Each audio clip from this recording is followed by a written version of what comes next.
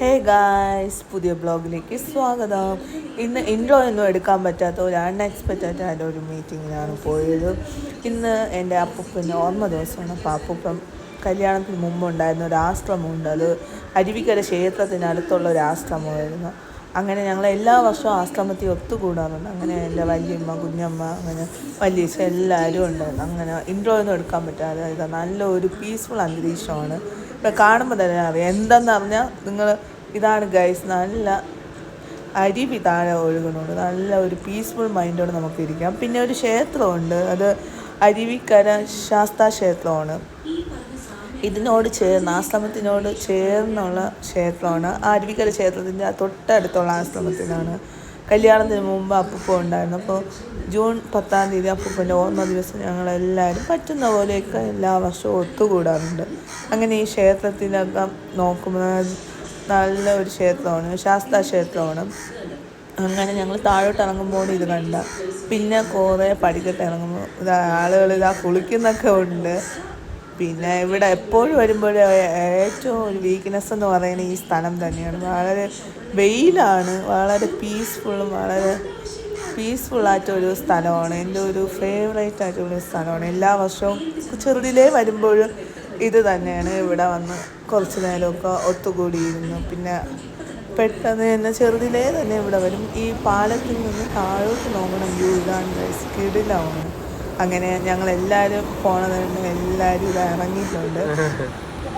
കുറച്ച് ടാസ്ക് പിടിച്ച പരിപാടിയാണ്, പക്ഷേ നല്ല രസമുണ്ട് ഇരിക്കാൻ. വളരെ രസമായിട്ട് നമുക്ക് വെയിലൊക്കെ. പിന്നെ ഇതാ എല്ലാവരും ഇതാ തപ്പിത്തടഞ്ഞൊക്കെ വന്നുണ്ട്. ശാസ്താ ക്ഷേത്രത്തിന്റെ താഴെ നോക്കുന്നത് ഇരിക്കാൻ പറ്റിയ സ്ഥലം.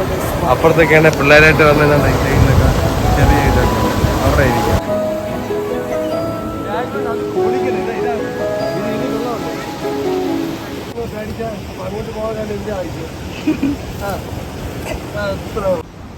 ആ ക്ഷേത്രത്തിൽ നിന്ന് നമുക്ക് ഇതാ ഇറങ്ങാൻ പറ്റും. ആ മുകളിൽ നിന്ന് ഉള്ള വ്യൂ ആണ് ഗൈസ്. ഇങ്ങനെ ഞങ്ങൾ അതിന്റെ താഴെ ഇതാ നല്ല സ്ഥലമല്ലേ, കൊള്ളാം, സൂപ്പർ ആയിരുന്നു. തിരുവനന്തപുരത്ത് എത്ര ദൂരം? 10-12 കിലോമീറ്റർ ഉള്ളൂ. തിരുവനന്തപുരത്ത് 12 കിലോമീറ്റർ കഴിഞ്ഞ് വന്നാൽ ഈ സ്ഥലത്ത് അല്ലേ ഗ്രീഷ്മ? അരുവിക്കര അരുവിക്കര അരുവിക്കര മാവനല്ലൂർ അരുവിക്കര അല്ലേ? തിരുവനന്തപുരത്ത് 12 കിലോമീറ്റർ. എന്നാൽ ഈ ഫാമിലിയായിട്ടൊക്കെ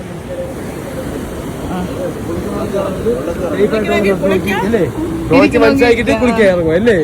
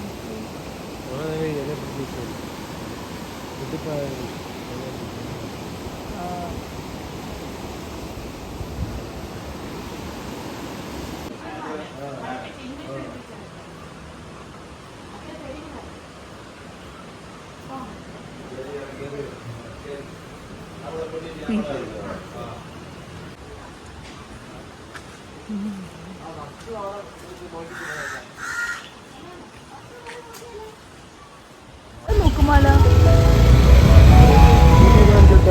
ഇവിടെയാണ് നമ്മൾ നേരത്തെ നിന്നത്.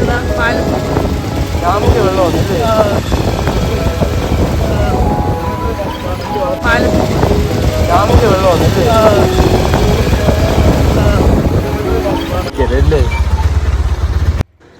അവിടെ നിന്ന് കുറച്ച് ഫ്രണ്ടിലോട്ട് വന്നപ്പോൾ ചെറിയ മല കൂടി ആറും എല്ലാം കൂടെ നല്ലൊരു സീനറിയാണ്. അങ്ങനെ ഏതാ ശാസ്താ ക്ഷേത്രത്തിൻ്റെ ഫ്രണ്ട് ഇതാണ്. അങ്ങനെ ഏതാ ഞങ്ങൾ തിരിച്ചു പോകണം ഗൈസ്. ഉച്ചയൊക്കെ ആയി. അപ്പം കുറച്ച് നേരം അവിടെ ചിലവഴിച്ചിട്ട് ഇതാ ഇറങ്ങി. അങ്ങനെ ഏതാ ഒരു മാമൻ്റെ വീടുണ്ട്, അവിടെ കൂടെ കയറി ഇപ്പം ഞങ്ങളിതാ പോവുകയാണ്. അപ്പോൾ ഈ സ്പോട്ടെന്ന് പറയുന്നത് പുന്നാവൂർ മാറുന്ന ആണ്. ഈ ആശ്രമം പറഞ്ഞാൽ അരുവിക്കര ആ ഒരു ഏരിയയാണ്. അങ്ങനെ ഇതാ മാമൻ്റെ വീട്ടിൽ എത്തിയിട്ടുണ്ട്. മാമൻ കുറച്ച് ചക്ക വെച്ചിട്ടുണ്ട്. എന്തോന്ന് ആ ഒരു മാസമായില്ലേ ചക്ക നട്ട്. പുള്ളിയാ നോക്ക് പ്ലാവ് നോക്ക് ചെറിയ അങ്ങനെ ഞങ്ങൾ ഇതാ തിരിച്ചിറങ്ങാണ്. ഹോപ്പ് യു ഈ വീഡിയോ ഇഷ്ടപ്പെട്ടെങ്കിൽ ലൈക്ക് ചെയ്യുക, ഷെയർ ചെയ്യുക, സബ്സ്ക്രൈബ് ചെയ്യുക. പുതിയൊരു വീഡിയോ കാണാം. ബൈ.